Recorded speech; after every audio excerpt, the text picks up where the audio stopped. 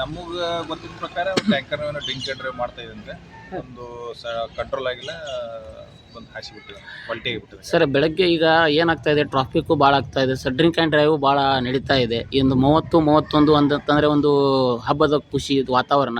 ಈ ಸಂದರ್ಭದಲ್ಲಿ ಮಕ್ಕಳು ಶಾಲೆಗೆ ಹೋಗೋ ಸಂದರ್ಭದಲ್ಲಿ ಈ ರೀತಿ ಘಟನೆ ಆದರೆ ಲಾ ಆ್ಯಂಡ್ ಆರ್ಡರ್ ಒಂದು ಸ್ವಲ್ಪ ಇದನ್ನಾಗ್ತಾ ಇದೆ. ಮಾಡಿದ್ವಿ, ಪೊಲೀಸರಿಗೆ ಸ್ವಲ್ಪ ಇನ್ಫಾರ್ಮ್ ಮಾಡಿದ್ವಿ.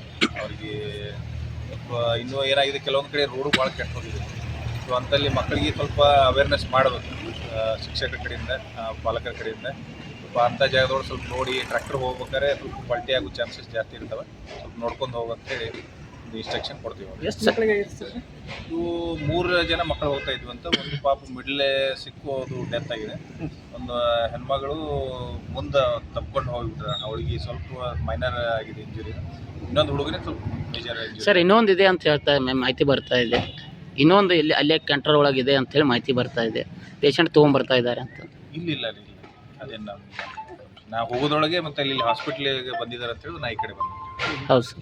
ಸರ್ ಈ ಥರ ಮುಂದಿಂದು ಖರ್ಚು ಇದ್ರದ್ದು ಈ ಮಕ್ಕಳದ ಇದನ್ನ ಖರ್ಚು ವೆಚ್ಚ ಸರ್ಕಾರ ಕೊಡ್ತದ ಅಥವಾ ಏನು ಅವ್ರ ಪಾಲಕರೇ ಇಲ್ಲ, ಹಾಕ್ತಿಲ್ಲ? ಸರ್ಕಾರ ಇಲ್ಲ, ಅದನ್ನ ಯಾರು ಟ್ಯಾಂಕರ್ ಇದು ಮಾಡ್ಯಾರ ಮತ್ತು ಅವರಿಂದ ಇನ್ಶೂರೆನ್ಸ್ ಕ್ಲೇಮ್ ಮಾಡೋದು ಅವ್ರಿಗೆ ಮಾಡೋದು. Okay sir.